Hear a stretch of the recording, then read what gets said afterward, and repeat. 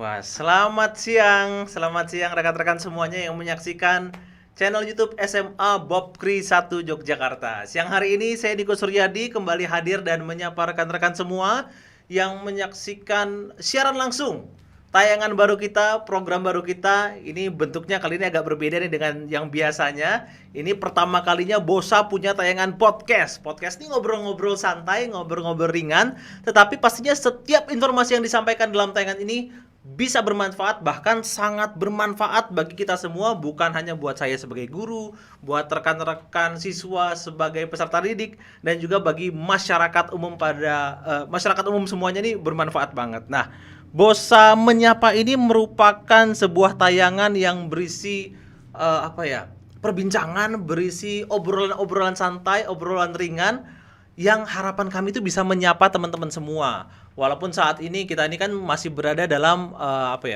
lingkungan yang di mana-mana masih harus PSBB. Kita mau ketemu langsung, mau ngobrol-ngobrol langsung, nggak bisa berkerumun. Yang kangen belum bisa melepas rindu karena kita harus jaga jarak kan. Tetapi kami selalu pengen banget nih teman-teman yang ada di Bopri 1 pengen selalu dekat dengan masyarakat Indonesia pada umumnya dan juga kepada para peserta didik semuanya, walaupun biasanya kita belum bisa ketemu secara langsung nih ya. Nah, jadi Bosa Menyapa nih hadir dan harapannya nanti kita semua bisa berinteraksi. Saya kira ada nomor kita nih di bawah nih, 0852 8399 5999. Nanti setiap pemirsa yang menyaksikan tayangan ini boleh kirim WA menyampaikan pertanyaan-pertanyaan terkait dengan topik yang akan kita bahas di siang hari ini. Topik kita pada siang hari ini nanti akan membahas mengenai dinamika pembelajaran jarak jauh yang sudah kita laksanakan hampir 1 tahun. Kalau teman-teman ingat, kita mulainya itu di bulan Maret 2020 dan sekarang ini kita sudah masuk akhir Februari 2021. Bagaimana perjalanan pembelajaran jarak jauh? Bagaimana dinamika dan lika-likunya? Akan kita bahas dengan narasumber yang pastinya sudah tidak asing lagi. Tetapi sebelum kita berdiskusi dan ngobrol-ngobrol dengan narasumber kita akan menyaksikan terlebih dahulu sebuah pementasan yang istimewa dari para peserta didik SMA Bob Kri 1 Yogyakarta, Salvador. And here is please welcome Salvador.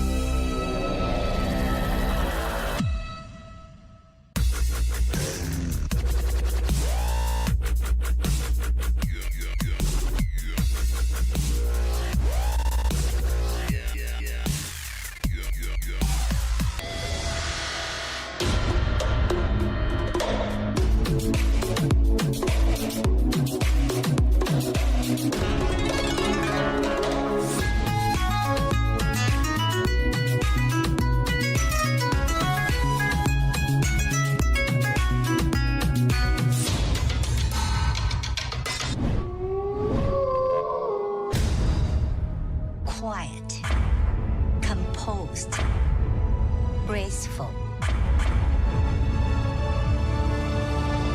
disciplined.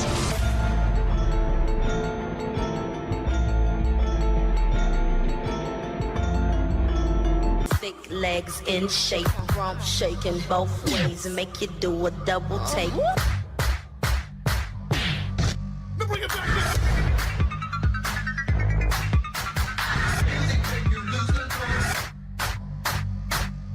it be automatic.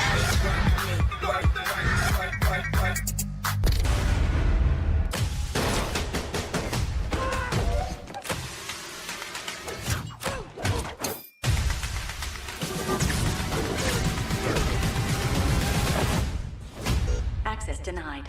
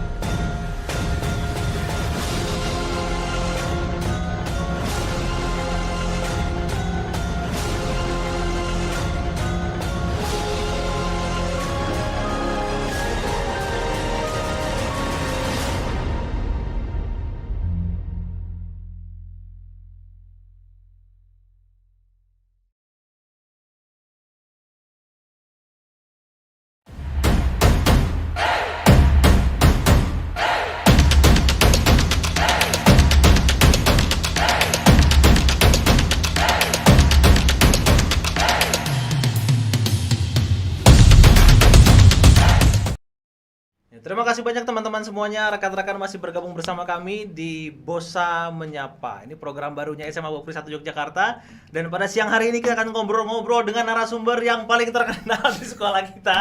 Ya, ini narasumber ini jam terbangnya tinggi dan sangat sibuk loh. Ini kalau misalnya nggak buruan di booking sama SMA Bopri 1, mungkin sudah di booking Bapak pejabat untuk kunjungan daerah dan sebagainya. Jadi emang ini eksklusif nih. Dan ini bayarannya mahal ini ya. Kita mendatangkan bintang tamu nih bayarannya mahal. Harus dipuji-puji, kalau kan ntar berbahaya. Kita tepuk tangan dulu, tepuk tangan dulu. Ya, teman-teman bisa lihat juga di hadapan saya sudah ada Bapak, saya mau kasih gelarnya apa deh? Profesor? Oh, enggak. Bapak Dr. Andar Rujito MH, Kepala Sekolah SMA Bopri 1 Yogyakarta. Terima kasih banyak Pak sudah berkenan hadir. Iya, sama-sama Pak Niko, selamat siang. Selamat siang. Bapak Ibu, pemirsa Iya. selamat siang.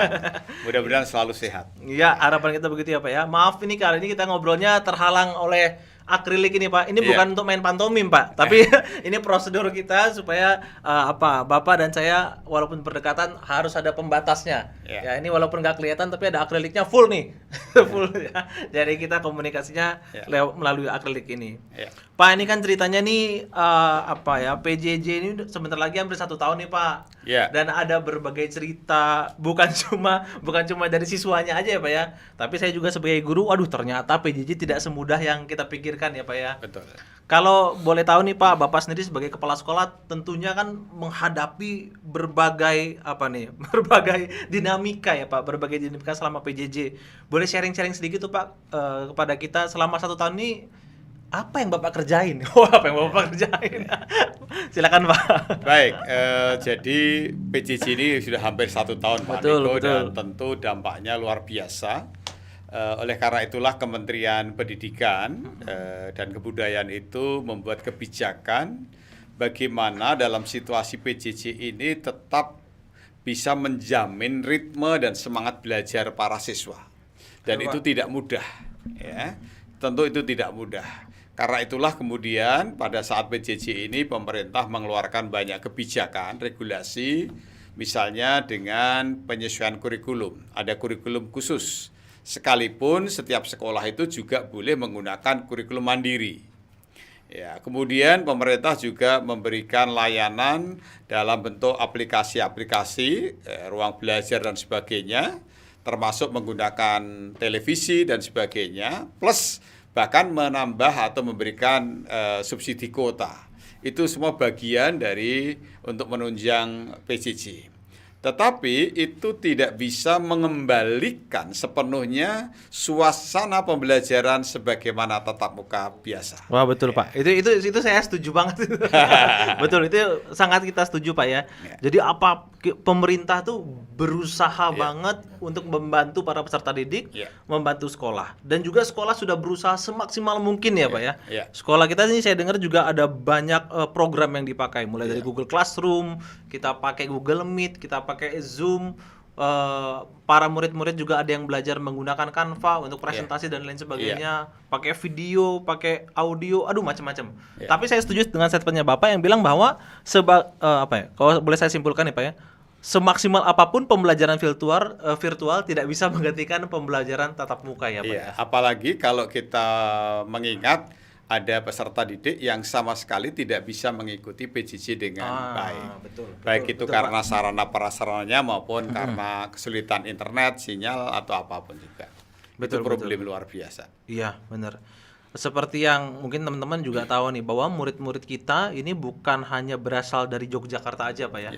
Ada yang dari Sumatera, Kalimantan, Sulawesi, Papua. Jangankan mereka, di DIY saja ada tempat-tempat yang tidak bisa terjangkau oleh internet. Betul.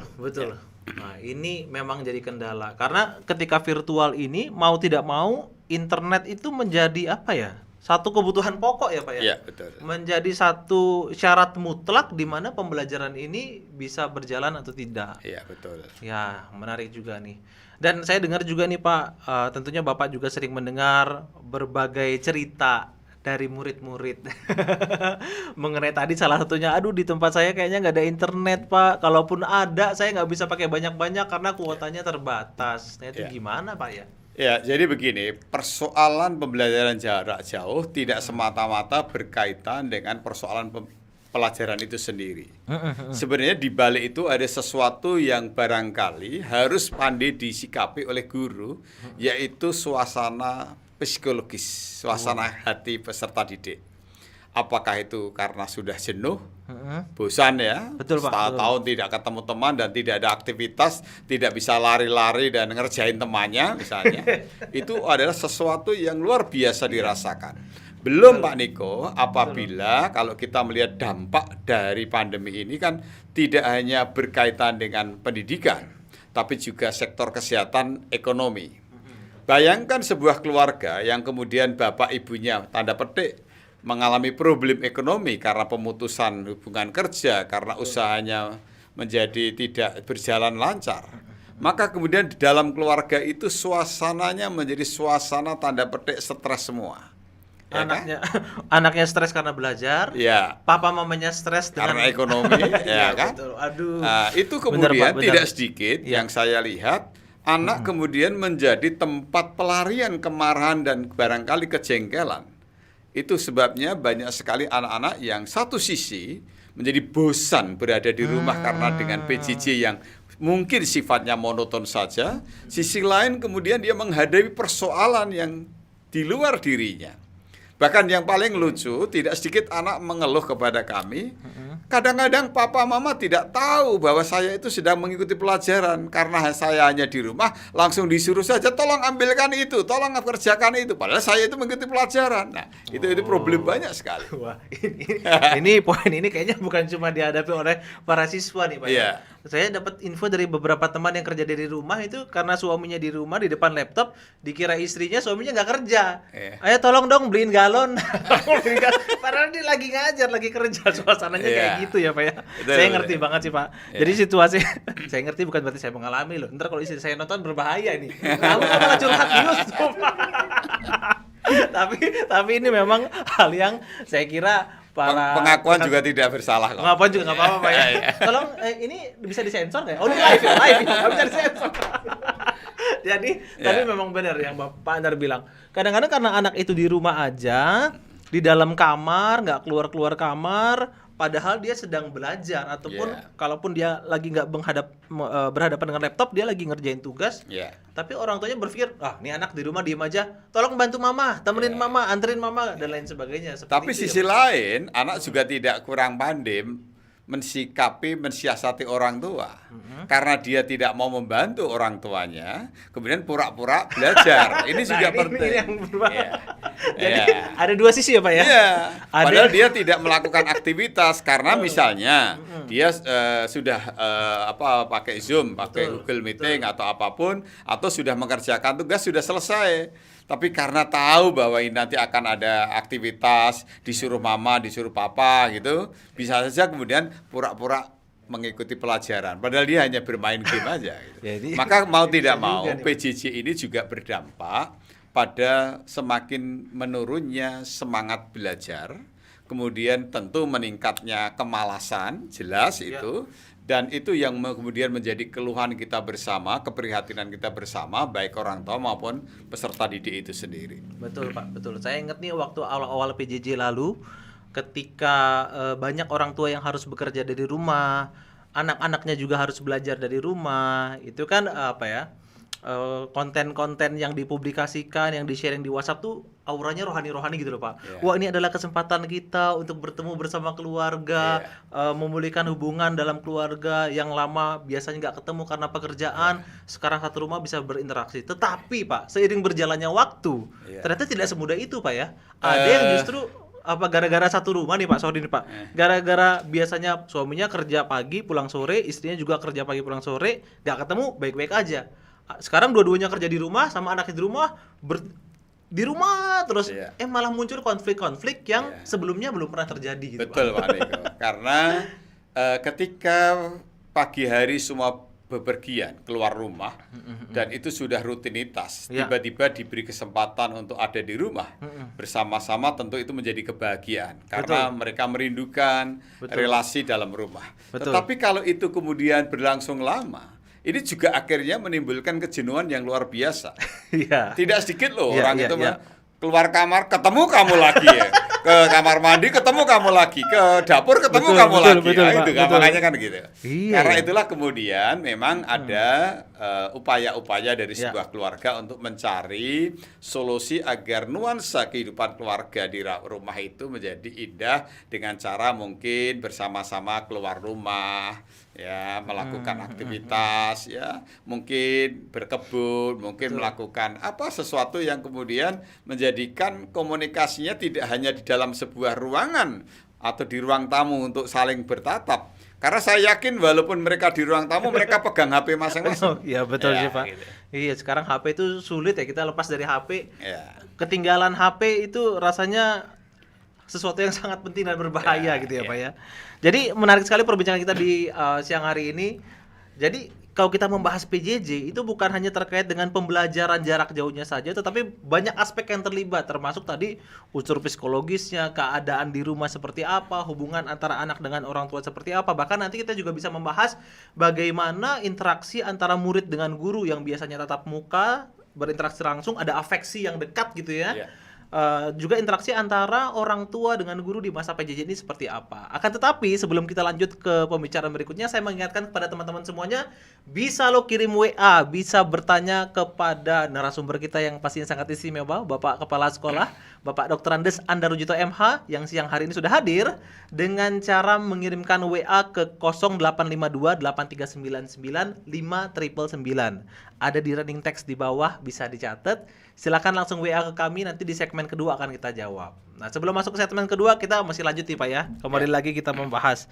Tadi Bapak sudah banyak bercerita tentang suasana di rumah, tentang apa yang sudah disemangatkan oleh pemerintah, bantuan apa yang diberikan oleh pemerintah kepada kita semua dan lain sebagainya. Tapi saya semakin dengar cerita Bapak ini semakin menarik, karena ketika di rumah berinteraksi ketemu yang itu aja juga ternyata bisa bosan juga Pak ya. Ya. Dan satu hal tadi Pak yang saya catat juga, Pak Andra cerita bahwa anak itu menjadi pelarian. Nah, terus terang ini saya sebagai pasangan muda, asik. Pasangan muda yang belum punya anak gitu kan. Nah, ya, jadi anak sebagai pelarian itu, karena Bapak sudah membahas itu, saya jadi ingat, oh iya ya, karena ada anak-anak kita itu yang justru ketika di rumah belajar, harapannya pengen betah di rumah, tetapi karena menjadi pelarian dari problema ya Pak ya. Problem keluarga ya. Betul. Karena biasanya, karena ini dampaknya loh, karena begini, ini tidak sedikit yang menyampaikan kepada kami, termasuk anak-anak yang mengeluh, wah Pak, saya di rumah malah tidak betah sekarang gitu.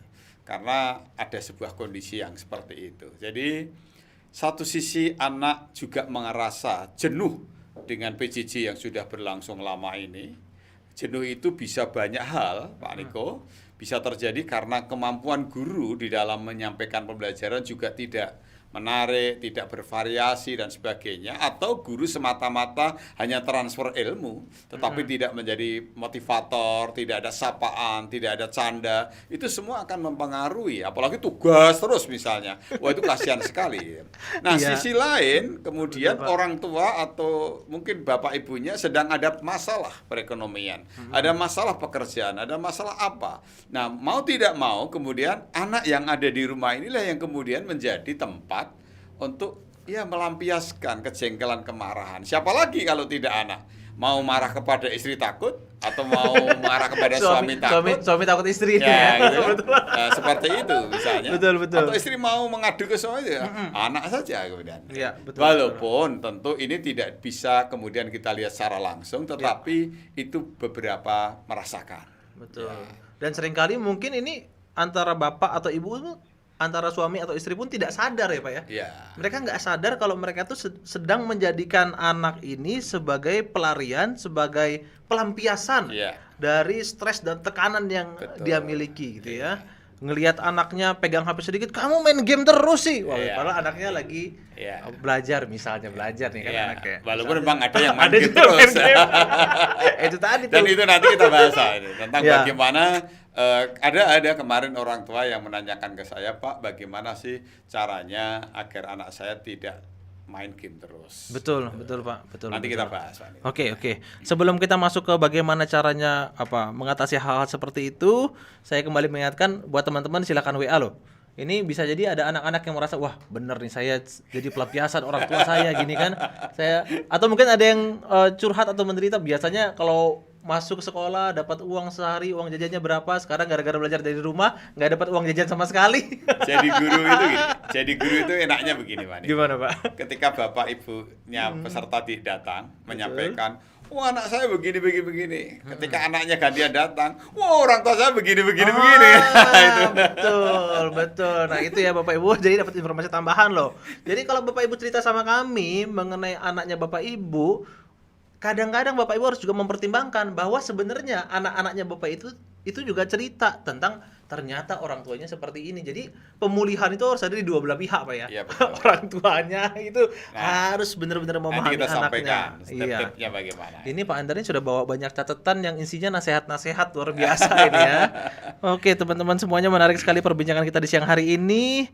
Sebentar lagi kita akan lanjut ke topik-topik berikutnya, khususnya mengenai bagaimana Guru. strategi kita di Guru, rumah dan orang tua, dan juga ini Pak Andar udah gak sabar buat ngomongin mengenai guru nih ya, karena guru-guru itu di masa PJJ ini harus punya strategi, Ya. strategi-strategi yang penting, strategi-strategi yang menarik, nggak cuma sekedar ngasih tugas seperti yang Betul. tadi sudah Bapak Ya. sampaikan, tapi juga bisa menarik bagi para peserta didik. Ya. Contohnya seperti apa nih Pak?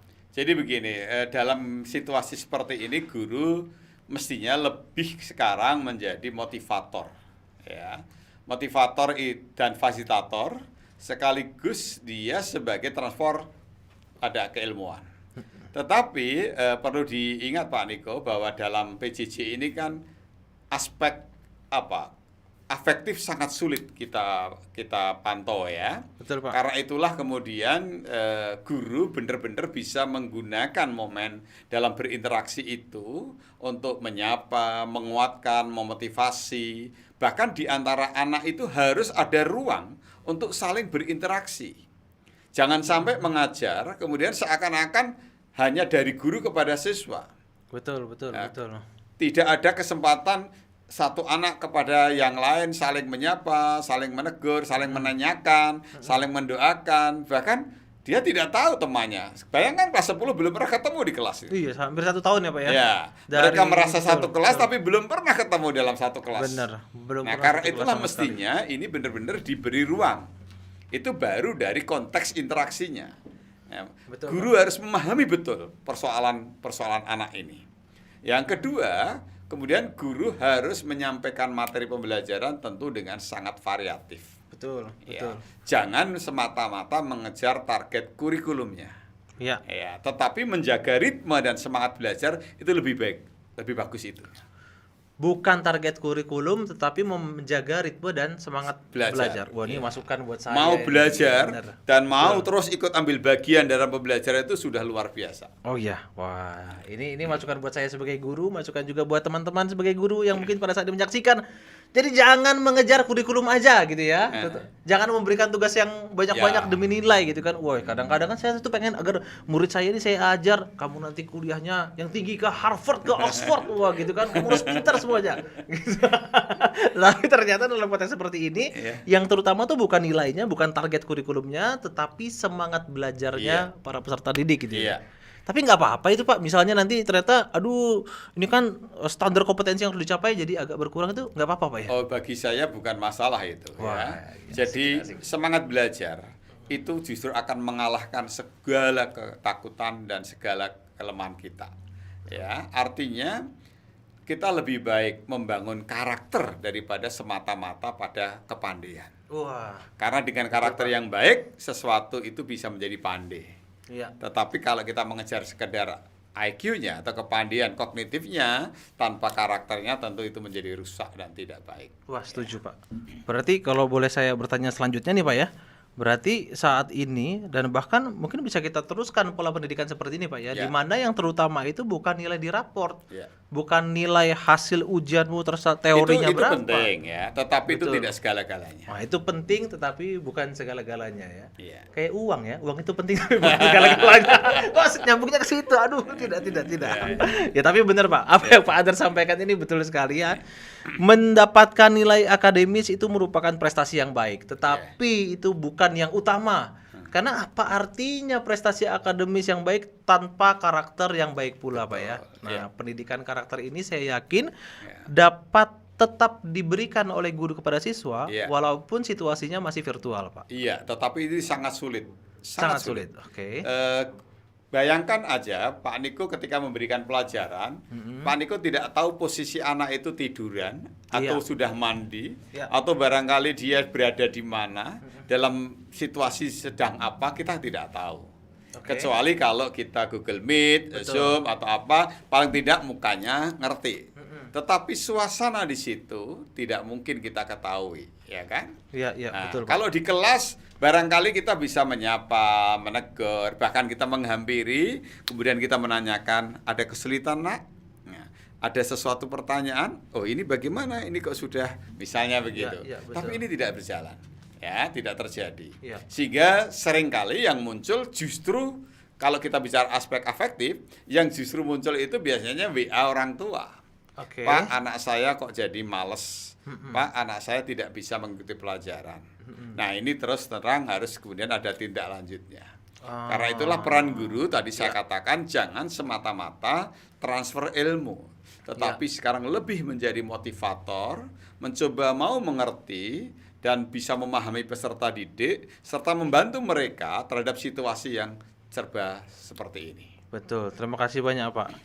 Cerita tentang keluhan orang tua yang menyampaikan ke wali kelas biasanya atau ke gurunya, Pak anak saya jadi malas dan lain sebagainya, itu bisa kita bahas dalam konteks nanti kita memang sekolah atau guru ya Pak ya harus bekerja sama dalam dengan orang tua untuk bersama-sama mendidik anaknya Pak ya. Kita nggak bisa saling lempar Pak ya. Oh itu tanggung jawab Bapak, nggak bisa. Atau itu tanggung jawab orang tua, tanggung jawab guru aja, nggak bisa seperti itu Pak ya. Ya menarik sekali. Nanti kita akan lanjut lagi teman-teman semuanya, rekan-rekan yang menyaksikan tayangan Bos Menyapa di siang hari ini. Jangan lupa untuk berpartisipasi dengan cara mengirimkan pesan melalui WhatsApp ke 085283995999. Dan kita akan kembali berbincang-bincang bersama-sama dengan Pak Andar, kepala sekolah kita, setelah tayangan berikut ini. Selamat menyaksikan.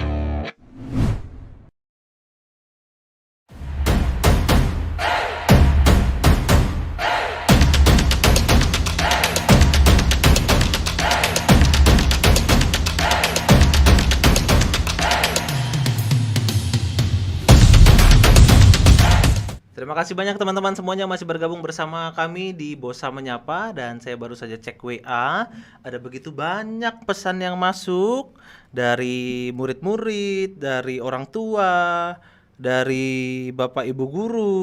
Oh, Bapak Ibu guru ini ngasih ancungan jempol nih, artinya tayangan kita bagus ya. Oh, ada yang minta kuota gitu ya, Pak, kuota saya habis, tolong dikirimkan. Iya. Nanti akan kita bahas berbagai pertanyaan dan juga masukan dari Bapak Ibu serta rekan-rekan para peserta didik semuanya. Tapi sebelumnya kita mau kembali berdiskusi dengan Pak Andar, ngobrol-ngobrol ringan di siang hari ini.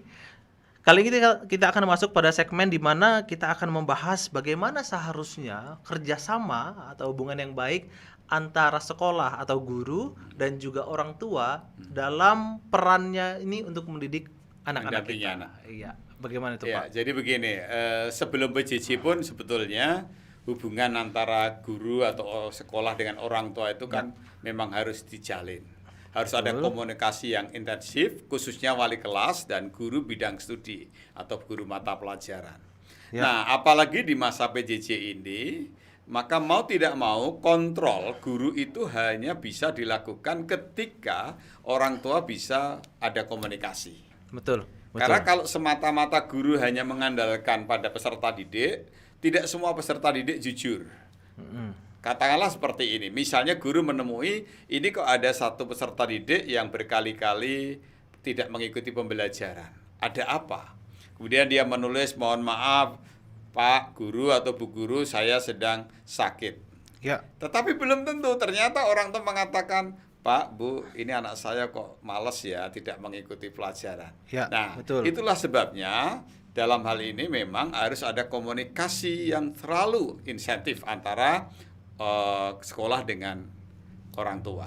Ya.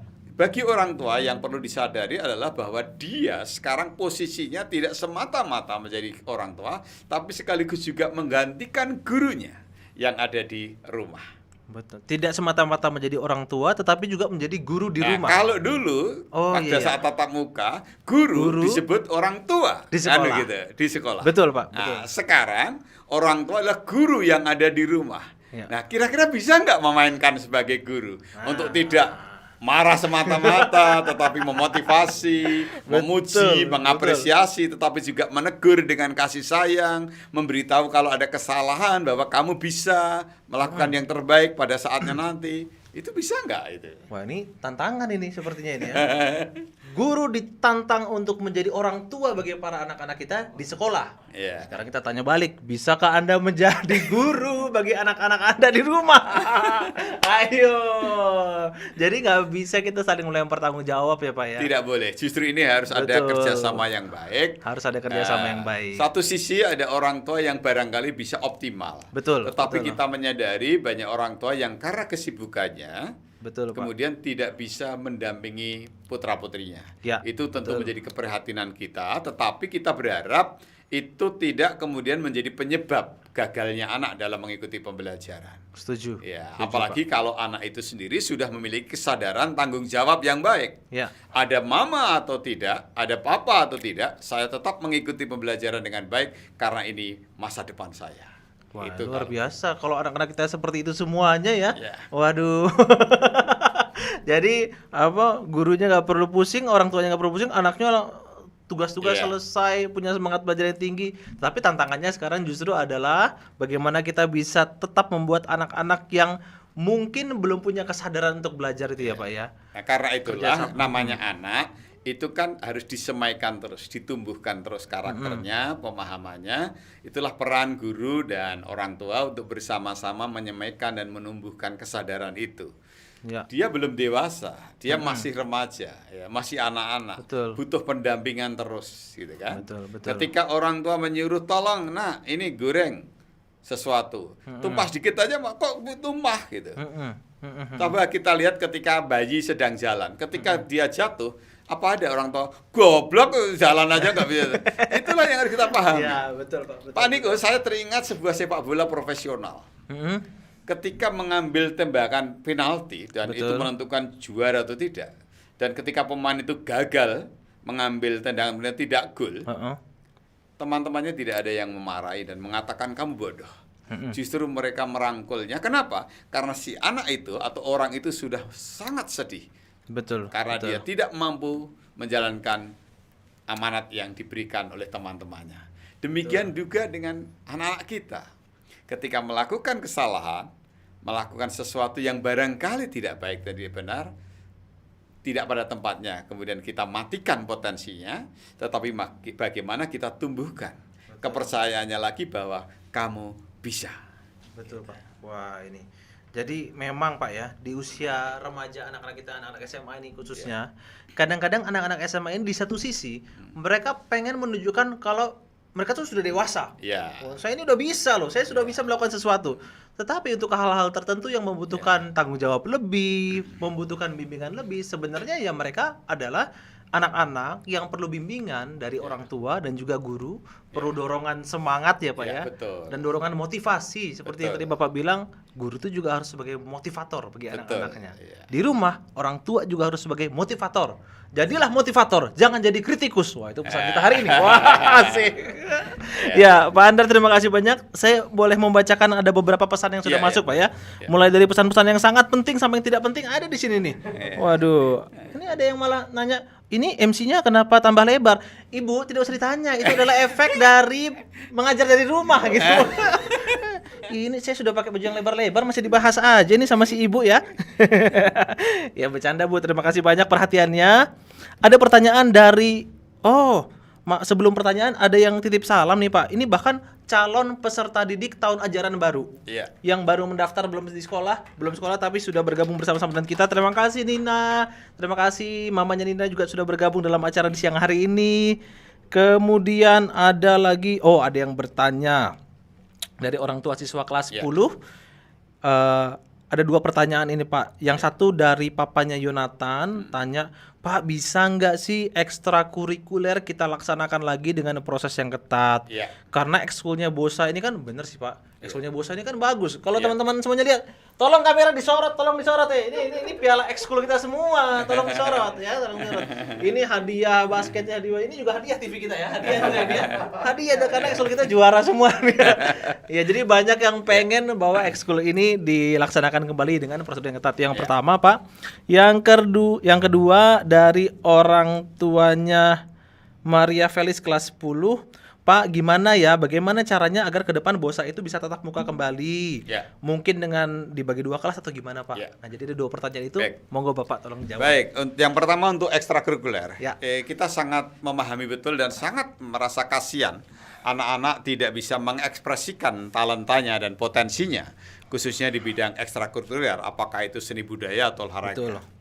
Nah, karena itu sebenarnya sekolah mengizinkan ada kegiatan itu sepanjang tidak ada kontak langsung secara fisik dan harus ada protokol kesehatan. Ya. Jadi misalnya ekstra-ekstra tertentu yang memang tidak harus ada kontak fisik di Betul. antara peserta itu sebetulnya boleh-boleh saja. Oh, Saya oke. suatu hari begini, sangat rasanya iba ketika saya berada di satu tempat, di situ tempat latihan basket, ada lapangan basket, ternyata anak-anak Bosa nyewa di situ. Oh. Saya berpikir, aduh ya ampun, kenapa ya justru malah menyewa di tempat luar? Betul, Karena betul, apa? Karena di sekolah dilarang kan itu. Ya. Nah, karena itulah kemudian saya menyampaikan pada pelatihnya sebenarnya bisa saja mengadakan latihan sepanjang kemudian kontak fisiknya itu bisa dikurangi, dan yang pasti harus seizin orang tua. Betul. Syukur kemudian kalau peserta itu sudah swab atau rapid test atau apa yang bisa menandakan bahwa anak-anak ini sehat. Sebenarnya tidak ada masalah. Oke. Kami selalu mengizinkan kalau memang memungkinkan itu, tetapi kami akan terus melakukan pengawasan dan pemantauan.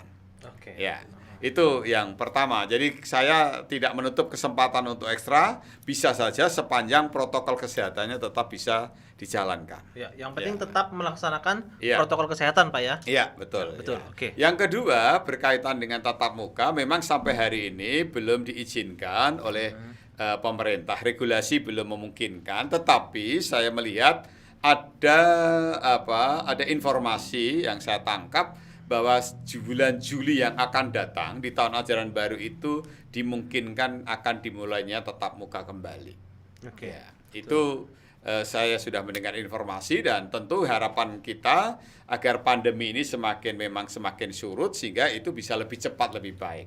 Betul. Nah, kalau tadi pertanyaan apakah bisa 50% masuk? Memang demikian. Ya. Artinya tatap muka itu dimulai belum berarti pandemi ini selesai. Ya.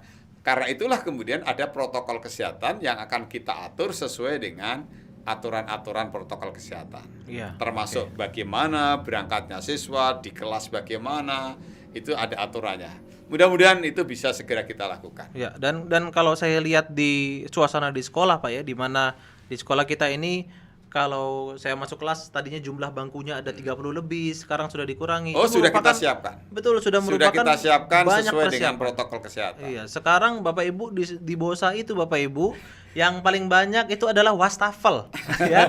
Di setiap kelas itu ada wastafel. Bapak Ibu mau cuci tangan, mau cuci kaki, mau cuci muka, masuk mau mandi wastafel. di situ juga Tempat boleh gitu. parkir, ya. Tempat parkir ada wastafel. Iya, di mana-mana. Itu semuanya. Di tempat parkir itu ada berapa? 10 wastafel ya? Oh, iya. Sampai Pak Pedro tuh cuci motor di situ Bapak Ibu. Saking banyaknya wastafel gitu ya. Ya jadi memang itu Iya. merupakan cara-cara kita ya. Iya. Kita sih pengennya nanti ke depannya itu ada alat sensor. Jadi begitu teman-teman masuk langsung pling, wah ini suhunya sekian. Masuk hitung, oh ini terlalu Kita tinggi sedang suhu memikirkan tubuhnya. itu, Pak. Betul. Masuk pling, wah ini duitnya banyak, bisa langsung ke kantin gitu ya. Semua bisa disensor nanti. Ya tetapi teman-teman semuanya itu merupakan cara SMA Bopri 1 Yogyakarta dan saya yakin ini merupakan langkah yang baik bagi kita semua untuk mempersiapkan pertemuan tatap muka. Kalau teman-teman lihat di channel YouTube-nya SMA Bopri 1 Yogyakarta, kemarin teman-teman multimedia itu sudah menayangkan 2 tayangan video tuh Pak. Ya. Yang pertama simulasi perpustakaan. Jadi bagaimana teman-teman nanti ketika mau pinjam buku di perpustakaan, mau belajar di perpustakaan, mau baca buku di perpustakaan tuh ada prosedurnya, protokolnya. ada protokolnya yang harus diikuti dan juga laboratorium komputer ya Pak ya. Jadi laboratorium komputer juga ada prosedurnya karena itu kan alat yang dipakai bersama, jadi harus ada protokol ketat yang kita taati. Ya. Sedikit menyinggung tentang ekskul, tentang ekskul. Jadi ekskul itu teman-teman jangan takut, jangan khawatir karena barusan kita dengar dari Pak Andar, selama bisa menerapkan protokol kesehatan dengan ketat, Ya. selama bisa bertanggung jawab atas kesehatan para personil atau anggota yang terlibat dengan ekskul, boleh mengadakan ekskul Pak ya? Ya. Boleh. Nah, teman-teman basket, wah kami mau basketan nih. Kalau gitu silahkan mungkin basket kan main basket bisa pakai full APD. Nah, jadi kalau main basket sekalian sauna gitu kan. Jadi kardionya lebih banyak gitu. Ya itu intermezzo aja teman-teman, bercanda aja. Artinya teman-teman, kalau kita bisa memastikan protokol kesehatan dilaksanakan dengan ketat, maka ekskul itu akan bisa kita lakukan. Sebenarnya ada satu lagi nih Pak, pertanyaan dari ini musisi handal nih Pak yang bertanya nih ya. Ini musisi legendaris di Yogyakarta dan saya dengar karirnya juga ke tingkat internasional. Ini wali kelas saya dulu ini. Pak Sidik, ya terima kasih banyak Pak Sidik untuk pertanyaannya. Pak Sidik pengen tahu nih Pak, atau mungkin sebenarnya Pak Sidik ingin agar Bapak men-sharingkan kembali hal ini karena ini merupakan hal yang penting bagi kami para guru dan juga sepertinya baik untuk diketahui oleh orang tua dan juga para peserta didik. Para guru itu selalu berusaha untuk memberikan penilaian yang bijaksana bagi para peserta didik. Tetapi tolak ukurnya seperti apa ya? Sementara mata pelajaran itu beda-beda. Ada yang eksak, ada yang seni dan lain sebagainya. Kira-kira bagaimana ya Pak ya? Satu problem yang luar biasa dalam penilaian PJJ adalah tidak dijaminnya objektivitas. Satu. Ya. Bapak Ibu tidak bisa memastikan yang mengerjakan siapa, ya kan? Dari mana dan sebagainya. Betul. Karena itulah tadi saya katakan, tolong jangan terjebak pada persoalan nilai. Ya. Tetapi peliharalah semangat belajarnya, antusiasismenya dalam mengikuti pelajaran, bahkan kemudian saling memiliki semangat untuk menyapa, mendukung di antara teman-temannya, itu sudah luar biasa. Nah, kemudian kalau mata pelajaran tentu masing-masing mata pelajaran sudah punya karakteristik tersendiri. Nah, yang menjadi repot memang mata pelajaran yang lebih mengedepankan keterampilan misalnya. Tari, olahraga. Betul. Nah, ini. Nah, tetapi itu tidak menutup kemungkinan tetap bisa dilakukan. Tidak sedikit kok guru olahraga yang menyampaikan, tolong kamu video melakukan gerakan ini. Betul. Kemudian videonya dikirimkan ke gurunya. Itu Betul. banyak yang seperti itu. Betul, Coba Pak. kamu mainkan musik seperti ini, tolong kamu kirimkan ketika kamu memainkan gitar atau biola, bisa juga kan. Ya. Artinya, sekalipun sangat terbatas, tidak menutup kesempatan. IT kita sangat modern. Ya, betul, Ya, Pak. artinya Betul. aplikasi banyak sekali. Teman-teman kita sekarang sudah menggunakan satu aplikasi baru yang kemudian anak dan guru bisa menulis dalam satu Ya. tempat Ya. seakan-akan punya papan tulis yang Ya, sama. Itu betul. luar biasa itu. Betul. Ya. Ya sih Pak. Jadi ada banyak cara sebenarnya Ya. Pak ya. Dan walaupun pandemi ini menghalangi kita untuk bertatap muka langsung, guru tetap bisa memberikan penilaian. Tetapi Ya. sekali lagi, Bapak Ibu guru jangan pusing dengan harus mendapatkan nilai yang terbaik secara teori gitu ya. Bukan Pak. pusing ya, Oh. barangkali mendapat nilai yang bagus itu baik. Betul, Ya. betul. Memotivasi anak untuk mendapatkan nilai yang bagus itu baik. Tetapi lebih bagus lagi ketika nilai itu berangkat dari kejujuranmu, Oh, dari oke. pekerjaanmu sendiri, itu lebih baik. Iya. Sementara di masa pandemi ini tadi, Ya. seperti yang Bapak Itulah sampaikan sebabnya karakter betul-betul harus kita bangun. Oke. Ya, jadi tekankanlah pada pendidikan karakter itu sangat penting Bapak Ibu. Saya nih sharing aja nih. Saya pernah sekali waktu tuh Zoom meeting atau lagi ngajar di Pak online Ya. gitu kan, saya lihat wah murid. Loh kok ada ibu-ibu? Loh kenapa ibu ini ada di kelas saya? Saya pikir ini salah masuk. Ternyata muridnya lagi berbaring santai. Saya nggak tahu itu mungkin sakit. Mungkin lagi sakit istirahat, jadi mamanya ikut pelajaran. Ya. Tapi dalam konteks itu nggak ada laporan saya sebagai guru. Oh, oke lah. Ibu, apakah bisa mendengarkan saya? Oh ya bisa Pak, bisa Pak. Jadi sambil nyatet gitu ya. Iya. Oke, jadi memang ini dinamika yang Itu harus terjadi. malah ibu yang baik. Ibu yang baik kok ya. Ikut membantu anaknya ketika Betul. anaknya barangkali tidak memungkinkan untuk Betul. mengikuti. Sangat bagus Betul. sekali. Ya, terima kasih banyak Pak. Itu memerankan guru di rumah itu. Oh iya ya, Ya. betul. Iya, jadi ibunya sambil nyatet, sebelahnya kompor sambil goreng-goreng gitu kan. Ya luar biasa sekali ibu-ibu. Bapak Ibu semuanya dan rekan-rekan yang sudah menyaksikan tayangan kita pada siang hari ini, sudah banyak yang kita bincangkan bersama-sama dengan Pak Andar sebagai narasumber kita di Bosa Menyapa episode yang pertama, dan terima kasih juga kepada rekan-rekan yang sudah menyampaikan pertanyaannya, sudah berkomentar lewat Instagram. Ini saya cek juga masih ada beberapa pertanyaan yang masuk, tetapi minta maaf nih, saya nggak bisa bacain semuanya ya, karena begitu banyak pertanyaan yang masuk, dan ada beberapa pertanyaan juga yang hampir sama, bertanya mengenai kapan sekolah masuk, ekstrakurikulernya bagaimana dan lain sebagainya. Saya kira itu sudah dijawab oleh Pak Andar. Dan sebelum kita masuk ke segmen berikutnya, pada saat ini kita akan menyaksikan informasi terkait dengan pendaftaran calon peserta didik baru SMA. Kok pendaftaran? Tadi kan udah ditayangin ya. Pendaftaran. Semuanya udah pada bingung gitu kan. Siapa tahu ada gelombang lain. Iya, di belakang langsung ada yang protes. Bukan pendaftaran, kami mau ditayangkan. Karena yang di belakang adalah kakak-kakak pembina pramuka. Karena seharusnya kita sekarang menyaksikan adalah tayangan pramuka dari SMA Bapuri 1 Yogyakarta. Selamat menyaksikan.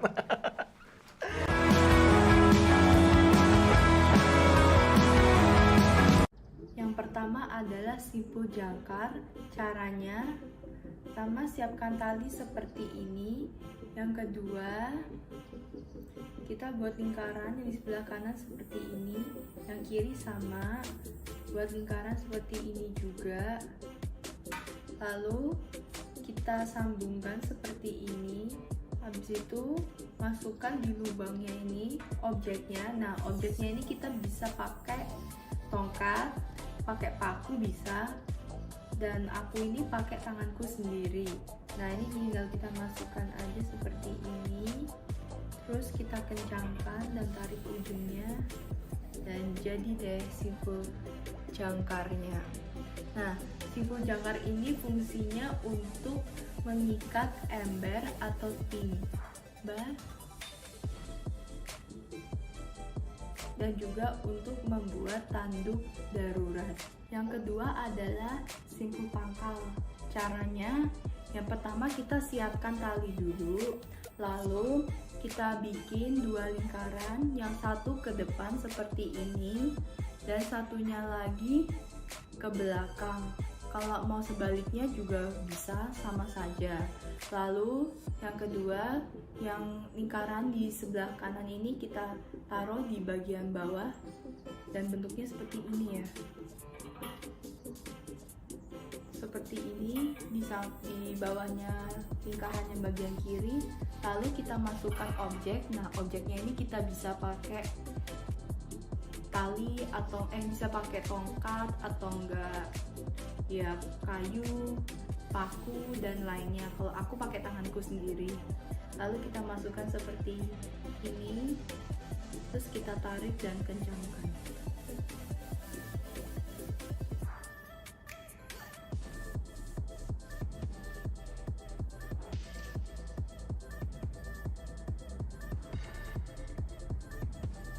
Dan hasilnya seperti ini. Jadi fungsi simpul pangkal ini untuk mengikat tali pada kayu, tiang, pada tongkat, pohon, dan lainnya.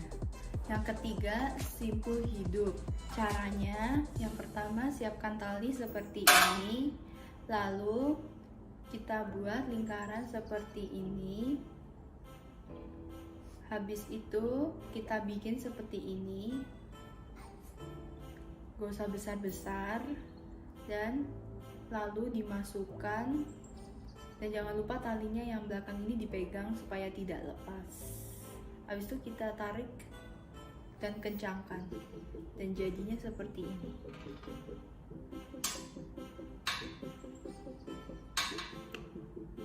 Nah, ini simpul hidup. Fungsinya simpul hidup ini untuk mengikat benda dengan kuat supaya benda yang diikat itu tidak susah untuk dilepas, dan juga ini untuk mengikat hewan, tiang, dan lainnya. Yang keempat adalah simpul anyam. Caranya ini kita menggunakan 2 tali. Cara yang pertama kita menggunakan tali yang pertama, yaitu bentuk talinya seperti ini. Habis itu kita pakai tali keduanya dengan ujung talinya kita masukkan dari sini. Habis itu kita masukkan habis itu kita lakukan seperti ini, gak dimasukkan. Habis itu kita siapkan longgarin tali yang keduanya ini, terus ujung talinya dimasukkan ke tali yang sudah dilonggarkan ini, tali keduanya, terus kita tarik dan jadilah simpul anyam seperti ini. Fungsi dari simpul anyam ini adalah menggabungkan 2 utas tali yang besarnya tidak sama. Yang kelima adalah simpul kembar.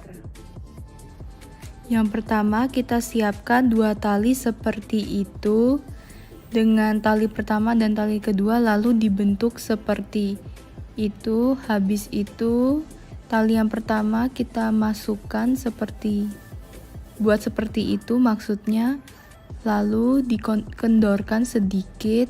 Habis itu ujung talinya kita masukkan, lalu ditarik, dan seperti itu hasilnya. Yang kedua caranya sama seperti yang pertama, cuman kebalikannya doang. Yang pertama sama, dibuat seperti itu tetapi berlawanan arahnya. Habis itu dibuat seperti itu lagi. Habis itu kendorkan dikit talinya, habis itu masukkan talinya seperti itu. Dan hasilnya sama seperti tali yang pertama dibuat. Dan akhirnya jadilah simpul kembar. Fungsi simpul kembar adalah untuk menyambung 2 utas tali yang sama besarnya dalam keadaan basah atau licin. Jadi ini tuh sebenarnya fungsinya sama anyam sama, cuman kalau simpul anyam tadi besarnya beda, nggak sama, terus itu dalam keadaan kering kalau simpul anyam. Kalau yang ini, yang kembar ini di dalam keadaan basah atau licin.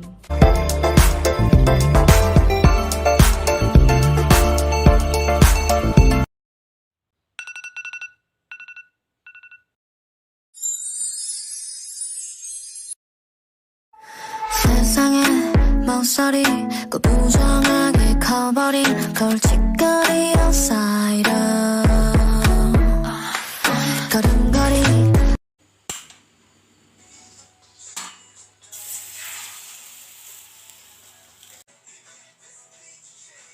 She's a Mona Lisa.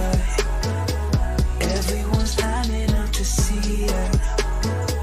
There must be something about her features. You'll find her beauty goes much deeper once you get to meet her. Let me paint a picture. I see they don't understand. Feeling like Picasso. She brushing against my hands. Seen you from around the way. You didn't give me the time of day. You be making moves that yeah, who really care what Simon say? All the bad things, girl, I had to look past that. Call yourself a dime, I'm just trying to get my cash back. You be looking fine, so no wonder they can't match that. Louis V scarf, or I'm chilling with a dad hat. Whoa, slow it down like that.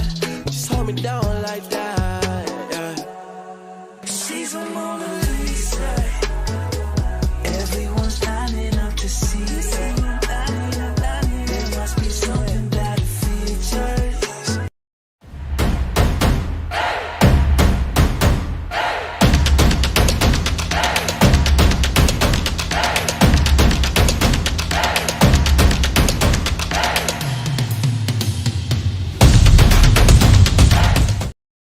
Wih, saya harus kasih tepuk tangan ini untuk Pramuka, luar biasa. Ya ternyata ini contoh ekstrakurikuler yang tetap bisa dijalankan walaupun masih pandemi. Bahkan ada Pramuka online ya, betul ya? Ini kakak-kakak pembinanya ada di sini. Jadi Pramuka ini katanya sebentar lagi bahkan mau mengadakan kemah online gitu ya. Kemah online di rumah masing-masing. Tapi terima kasih banyak buat kedua murid kita yaitu Giselle dan juga Elma, betul ya? Elma, Giselle tadi memperagakan membuat simpul, kalau Elma membuat balsem ya. Terima kasih banyak kakak-kakak pembina dari Pramuka yang sudah mengajari adik-adiknya. Semoga besok balsemnya bisa kita bawa ke sekolah ya. Go internasional. Go internasional, balsemnya go internasional. Bosa balsem gitu ya. Ada merek berikutnya. Balsam pembunuh COVID. Balsam pembunuh. Luar biasa ini. Ini terobosan baru ya. Kalau didengar Pak Menteri ini langsung dia buat ini ya. Balsam pembunuh COVID ini. Ya, terima kasih banyak Pak Andar, seru sekali perbincangan kita di siang hari ini dan saya senang Pak Andar berkenan hadir dalam program baru kita Pak. Ini ya inilah masih pertama kalinya Pak Bosa Menyapa kita adakan, tapi harapan kami lewat perbincangan seperti ini banyak masyarakat teredukasi, mendapat informasi yang baik, dan juga ini tadi bahkan ada yang WA saya barusan Pak tidak bertanya tapi malah memberikan permohonan, Pak saya mohon acara seperti ini lebih sering ada dong supaya kami yang jauh bisa dapat info yang terupdate mengenai SMA Popuri 1 Yogyakarta. Wah, ini apresiasi yang sangat bagus sekali, terima kasih banyak. Sebenarnya memang acara ini lebih baik rutin setiap 2 minggu sekali lah misalnya. Oh, 2 minggu sekali Pak ya? Ya. Oh baik, soalnya tadi teman-teman multimedia katanya mau tiap hari gitu Pak, tiap hari katanya. 2 minggu Ya, sekali. tentu nanti narasumbernya Betul, bisa betul. dari mana saja Ya. dan mengangkat tema-tema yang betul-betul dibutuhkan oleh masyarakat kita, khususnya warga SMA Popuri 1 Yogyakarta. Betul ya. Kita akan mengundang orang-orang yang pastinya akan sangat informatif ya Pak ya, memberikan informasi bermanfaat. Kalau dari tim multimedia kemarin mau ngundang siapa? Klarifikasinya yang isu-isu itu ya. Itu. Oh, iya. Biasa Pak, mereka ngikutinnya infotainment Pak gitu ya. Bapak Andar yang terhormat, kami senang sekali dan tentunya di akhir segmen ini kami merindukan Bapak juga berkenan memberikan wejangan-wejangannya bagi kami para guru, orang tua dan juga para peserta didik. Bagaimana cara kami untuk terus tetap semangat dan terus positif di masa, bukan positif COVID-nya loh ini ya, terus antusias di masa-masa pandemi ini Pak. Ya, sebenarnya tidak wejangan ya, karena kita belajar bersama. Saya pun menjadi orang tua yang harus banyak belajar, saya pun juga menjadi guru yang harus terus belajar. Betul Pak. Untuk anak-anak tentu situasi seperti ini kita pahami bersama bahwa situasi ini sangat sulit. Kita itu menangkap betul keinginan peserta didik untuk segera datang ke sekolah. Ya. Pak, pokoknya kita pengen ketemu teman, kita tangkap. Bahkan yang rindu tidak hanya anak-anak, tapi kita pun rindu. Suara-suara anak, coletan anak, dinamika anak di sekolah itu merindukan kita. Tetapi kemudian sekalipun situasi seperti ini, kami berharap anak tidak pernah kehilangan semangat untuk belajar. Jadi semangat belajar itu harus tetap kita pelihara. Memang ketika di rumah apa-apa menjadi enak. Mau bangun pagi rasanya males, wong tidak berangkat sekolah. Ya. Dulu kan dipaksa bangun, mandi, pakai seragam, pergi ke sekolah. Betul. Tetapi sekarang tidak. Nah karena itulah mari kita bangun kesadaran diri bahwa masa depan itu ditentukan mulai hari ini. Lakukan yang terbaik hari ini, maka kalian sudah merencanakan masa depan yang gemilang. Jangan pernah menyerah karena situasi ini. COVID tidak boleh membuat kita menyerah. COVID tidak boleh menghilangkan keinginan dan semangat kita meraih untuk menjadi pemenang di era global. Luar Itu biasa. ya. Kemudian untuk guru tentu saya medianya luar biasa. Itu. Kemudian kepada orang tua tentu saya berharap orang tua tetap bisa sabar mendampingi situasi kondisi ini, dan mari kita bersama-sama mendampingi putra-putri kita dengan sepenuh hati, dengan penuh kasih sayang, mengantarkan dan memotivasi mereka untuk bisa menjadi orang-orang hebat di kemudian hari. Nah, kemudian satu hal Pak Niko yang penting, saya pesan bagaimana keluarga itu bisa membangun sebuah situasi yang kondusif di dalam situasi seperti ini adalah tentu dengan sering berdialog, sering berkomunikasi, saling mengapresiasi, saling memuji, dan ada kalanya mencari sesuatu yang bisa dilakukan bersama-sama, entah bapak, ibu, kemudian anaknya. Kalau misalnya mau keluar rumah juga melakukan bersama-sama, sekalipun mungkin wisatanya hanya keliling pakai mobil atau kendaraan, misalnya. Tidak ada masalah karena mau berhenti di mana juga agak takut ya, tetapi bangunlah relasi itu terus melalui komunikasi. Anak tidak situasi seperti ini. Wah, luar biasa. Tepuk tangan lagi dong. Ini nasihat yang sangat penting bagi kita semua ya. Nggak perlu saya rangkum, nggak perlu saya sampaikan kembali, karena kalau saya ngomong nanti wibawanya lain gitu. Kalau Pak Andre menyampaikan ini rasanya, aduh, kita senang sekali mendengarkan. Saya juga wah selalu senang mendengar nasihat dari Bapak ini ya. Saya jadi bijaksana sekali rasanya, baru dengerin aja saya ikut merasa bijaksana. Apalagi nanti kalau kita bisa menerapkan ya. Terima kasih banyak Pak Andar sekali lagi, luar Sama-sama. biasa. Terima kasih Bapak Ibu anak-anakku, siapapun yang melihat acara ini, terima kasih. Mudah-mudahan pandemi ini segera berakhir dan kita bisa melakukan aktivitas kembali normal, sekalipun tidak senormal yang dulu. Iya, Kita betul. menyebut ada adaptasi kehidupan atau kebiasaan baru. Mari kita lalui, tetap semangat, dan kita saling mendukung, saling mendoakan, saling menyapa.